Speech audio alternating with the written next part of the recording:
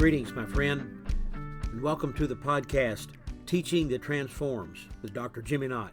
Thanks so much for joining me for this episode. We're continuing with a season of episodes on one of my favorite subjects for over 20, almost 25 years, the subject of leadership. I'm calling this series, It's All About Leadership, subtitle being Be a Leader Worth Following. This is the same title, by the way, of my book entitled It's All About Leadership, which is available on Amazon. I encourage you to purchase it for this season of teachings. I know that you'll find it to be a helpful resource. And by the way, it's also available on my website, jimmyknott.com, jimmyknott.com, jimmyknott.com. Well, we continue our series of episodes, as I says, on leadership. Today, a leader worth following is a team player. Such an important subject. Teams are so important in our culture. Do you remember when you were young, perhaps kindergarten, maybe in those early elementary years, and report cards would go home? Back then, we weren't getting A's and B's and C's. We were getting maybe excellent and satisfactory, but a lot of times our teacher wrote a narrative. And oftentimes they would say, I know about me, Jimmy's a good student, but he talks too much, he's distracting. And sometimes they would say, because I was kind of the class clown, they would say, Jimmy plays well with the other children. Well, when you and I grow up and mature and enter life, especially in the workforce, it's important that we play well. Not with the other children, but with other teammates with which that you and I are working. So important, so critical. If you stop and think for a few minutes of all of the revolutionary items that you and I use and enjoy, frankly, almost daily, our automobiles, the television, our computers, all of our devices, air travel, boats. I mean, you name all of those things that you and I enjoy in our lives. Almost all of them, if not all of them, are the result of a team effort where a group of men and women came together toward a common goal to manufacture or to build whatever it was that they were seeking to build. Teams were just an important part of that aspect. Teams and teamwork are critical to success in any organization, in any endeavor, whether it's sports or whether it's in industry at work or whether it's at home. It's important. And I'll tell you, I've been fortunate all the way back to my early years on being a team. Sometimes those were sport teams, basketball, baseball, golf team, student government, engineering, even in my vocational work of being a vocational minister for over 40 years. And some of those team experiences were good and some of those were not so good. I've been both a team player and a team leader. And I've just have learned healthy and productive teams make winning possible for any organization. Life, you could say, really is a team sport. In 1992, the men's Olympic basketball team played in Barcelona. And it was the first time that professional NBA players were allowed to play. You may remember they were called the Dream Team. That would be Magic Johnson, Michael Jordan, Larry Bird, Charles Barkley, and many other great basketball players, many of whom are in the Hall of Fame. You may remember that year they took the gold. They were undefeated with an average win of over 44 points. They also took the gold in 1996 and in 2000. But in 2004, where you had LeBron James and Carmelo, Ed Duncan, Allen Iverson, and other great players, again, some of the greatest players assembled in all of the NBA. The Olympics in 2004 were in Athens. The USA team got pounded by Puerto Rico, eventually having to settle for a bronze medal.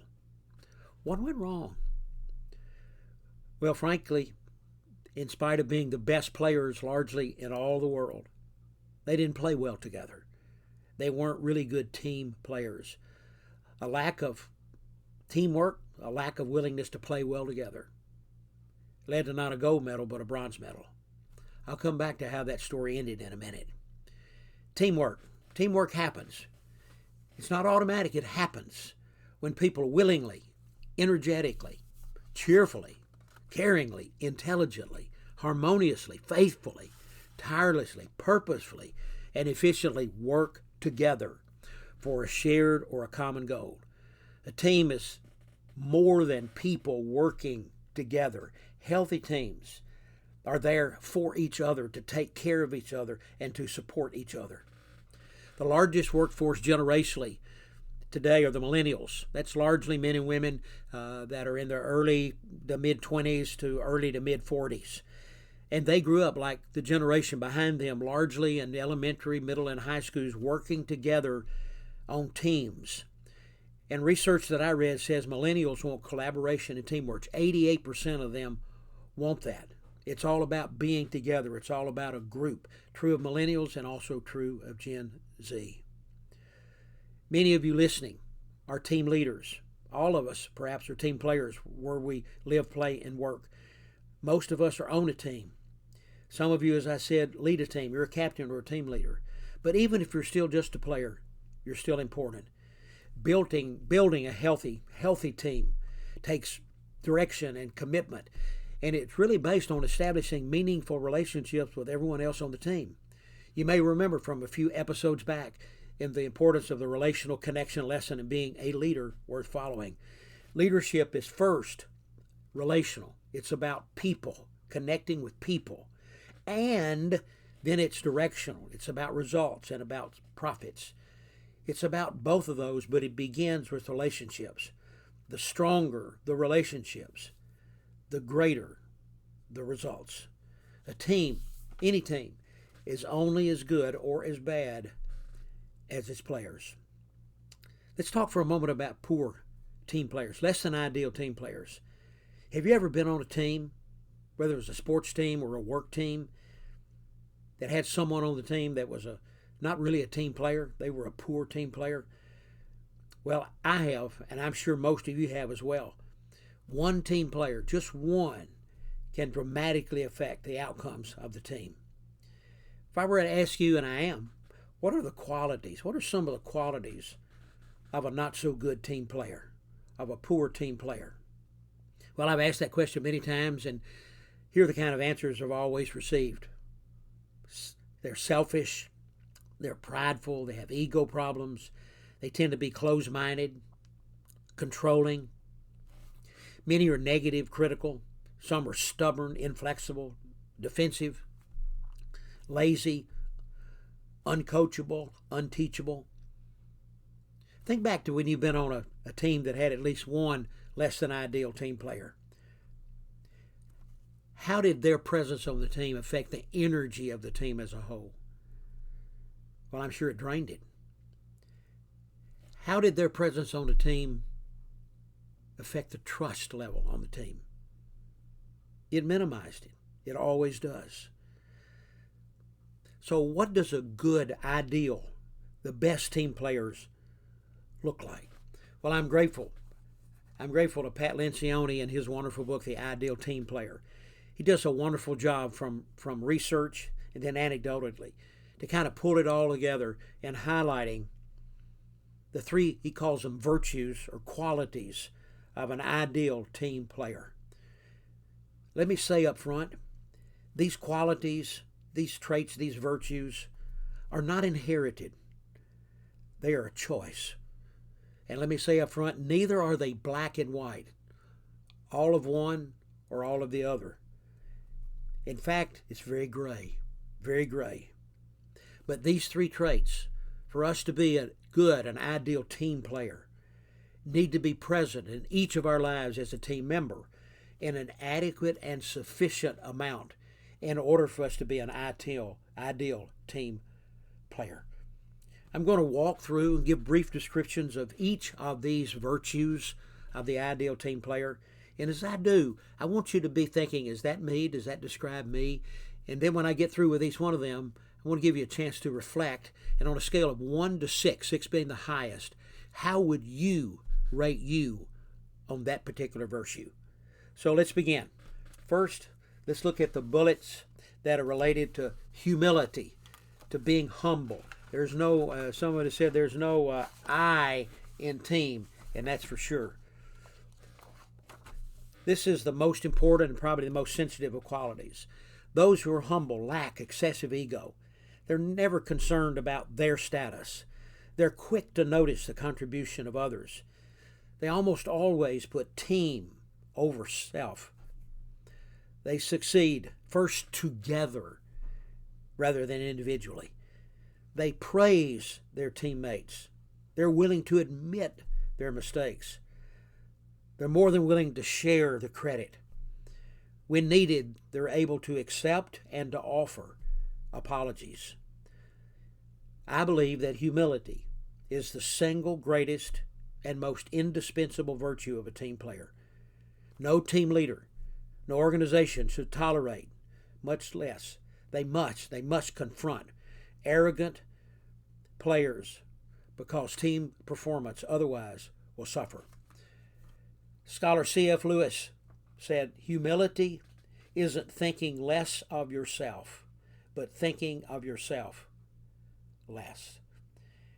And one of the best ways, yes, one of the best ways to practice and to show true humility is to practice empathy, genuinely caring on behalf of others, and genuinely serving them and helping them in any way can. If you're not sufficiently or adequately humble, then you'll struggle to be vulnerable. You'll struggle to be transparent. You'll struggle to be trusted, and you'll struggle to connect on a deep level with other individuals. If you're unable to exhibit humility on a regular basis, it's going to be difficult to engage in healthy conflict and to hold yourself and others accountable. You'll find it hard to accept decisions that you don't believe are in your best interest. So humble is first virtue. How would you describe and rate yourself in terms of humility? Second, hungry. This virtue is describing those with an eager, strong work ethic, always looking for more. They're driven. They want more things to do. They want more responsibility. You almost never have to push them to work harder because they are really highly self-motivated. They're constantly looking for what's next, what's the next opportunity. They're always kind of curious, eager to learn, eager to grow, open-minded to new ideas and new ways of doing things. But when directed selfishly, when it's all about promoting self, this hunger, this drivenness can be damaging and can be threatening to others and even cause you unintentionally to run over others. A healthy hunger must stay manageable. And of all the three virtues I'm looking at, this is the one that's least sensitive and yet the hardest to manage and to change of all three. Hungry. On a scale of 1 to 6, 6 being the highest, I ask you again, how would you rate yourself in terms of hungry? And then third, people smart. Relational connections. I'm not talking about IQ, but I'm talking about EI, emotional intelligence, and RQ, relational quotient. Those people who are people smart, they just have a common sense about people. Usually, people smart folks are likable and fun. They practice empathy on a regular basis. They have high emotional intelligence. They just kind of have a sense of what people may need in the moment. They tend to ask good questions. They tend to listen intently. They tend to care genuinely. They find it more easy to be open and transparent and real. But if you're weak in people smarts, it's really going to be awkward to connect with folks on a deeper level, because you'll unintentionally say and do things that will make it hard for you to be trusted. Do you remember the relational sequence that I talked about back in A Leader Worth Following, the relational connections of a leader? That sequence set up like this. If we want to have the capacity to influence people and to impact people and to have people to follow us, they have to trust us. And if we want them to trust us, we have to connect with them. And if we're going to connect with them, we have to show them our heart. They have to really know the real you. We have to be vulnerable and transparent. So, how would you relate yourself on the people smart virtue on a 1 to 6 scale? Frankly, if you stop and think about it, these three virtues or qualities they're really no surprises. The real power, the real strength of these three is when they work together. If one is weak or one is strong, then being a real good team player is going to be more and more difficult. For instance, let's say you're humble only. Just humble. That's one that sticks out. The others are limited or weak.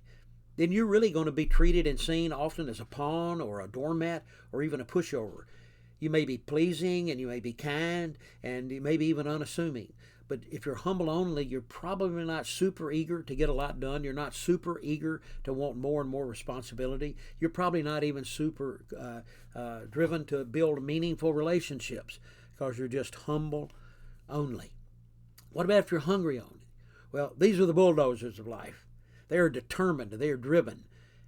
They're driven and determined to get things done. Usually, not always, for personal gain or credit. They are productive. They do get a lot done, but they often get that done at the expense of running over others, of bodies being left everywhere behind them because of a hunger that's out of control. What about those who are heavy and people smart? I mean, if they're up there at, high 4 or 5, and yet they're low 1 or 2 and being humble or hungry. Well, these, frankly, are the smoozers and the charmers of life. They're often likable, entertaining.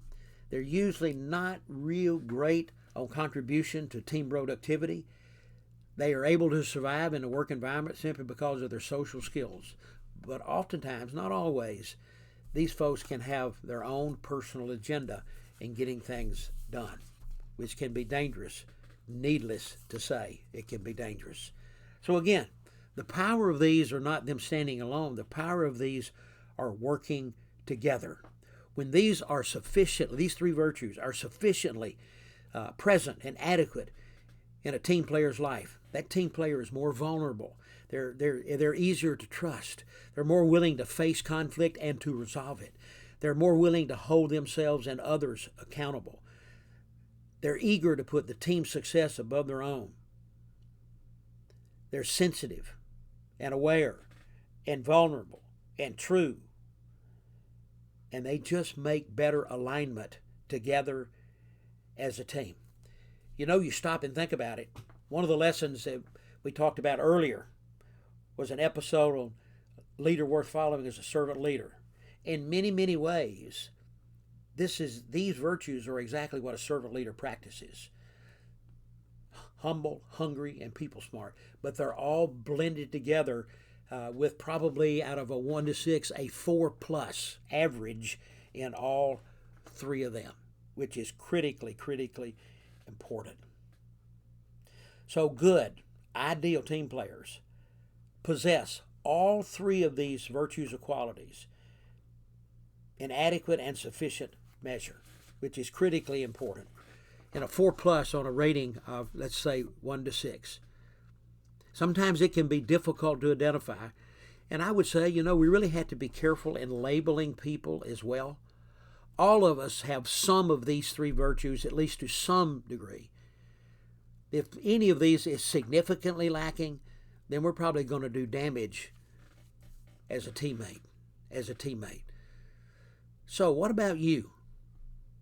How strong of a team player are you? Which one of these three did you rank or would you rank the strongest? Which one of these three would you rank the weakest? That's important for you to know, so you'll know where you're strong and where you need to work. Let me give you a good exercise. Feedback can be one of your best friends. Why don't you ask a handful of people around you? Could be family, could be close friends. It could be colleagues at work, people that work for you, or people that are on a peer level with you, or maybe even people that are above you. And if you were to throw these three virtues out, do you see me as hungry and humble and people smart? And let them give you a rating on 1 to 6. See what they say. See if there's any consistency. See how their take on you matches your take on you. That can be a supremely helpful exercise. Very, very helpful. Well, I want to close, but I want to close by taking this kind of to the next level. We've talked about a leader worth following is a team player. But ultimately, high team performance is a combination of two important ingredients. Yes, high performance players, but also high performance leaders.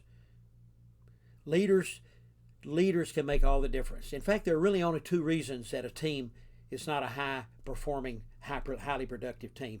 One, it can have a team player that's undermining everything and affecting everyone in a negative way. Or two, maybe everyone on the team is relatively strong in these three virtues, but they have a poor, weak team leader in one or more of these virtues. So I want to close, and I want to be talk this last part about what does a high performance leader look like. And I'm going to give you just a handful of bullets to help us to understand the ideal team leader. First, they consistently practice these three virtues in a 4+ fashion. Next, they provide crystal clear vision and direction to every member on the team. Third, they clearly define the roles for every team member. There is no question to any team member what their roles and responsibilities are. Next, they provide open, honest, and timely communication that keeps everyone on the team informed. There is constant, helpful feedback going on all the time. Next, an ideal team leader welcomes diverse opinions. They need diverse opinions. They need to actively listen and to seek input from others. They need to encourage lively discussion, maybe even debate. They exhibit great self-awareness and other awareness, so they're able to provide what that teammate is needed at any given moment. They give respect to all team members. They track and they manage the team's energy to make sure one person is not draining it. When necessary, they're willing to confront and to hold people accountable on the team. They're always willing and ready to serve and to help. They embrace conflict. They don't avoid it. They admit mistakes and apologize when necessary. And they measure outcomes over methods or process. Results are important. And they communicate the results and the outcomes desired, but they do their best to let methodology and process be determined by the individual, which is so very important. Remember that story of the Olympic team that I started? Well, as I told you, they lost in 2004, won the bronze medal. Well, the Olympic Committee went back to work, listened, and discovered that what was wrong was a lack of playing together well, working together as a teammate. So in 2008, they selected one of college's best coaches and one of the best coaches in the developing team, Coach K, Coach Krzyzewski of Duke University, and other great coaches like Jimmy Boeheim of Syracuse. Kobe Bryant was selected as the captain of the team. And they did everything they could in pulling the team together to encourage selflessness and humility and hunger and being people smart. And did it work? Well, in 2008, they won the gold. 2012, 2016, and 2021, they won the gold. Listen, playing together matters. TEAM, together everyone achieves more. John Maxwell said, one is simply too small a number to achieve greatness. Working together multiplies everything: intellect, creativity, energy, innovation, support, accountability, and the end, productivity. So my friend, be a team player. Play, work well with others. Be there for one another.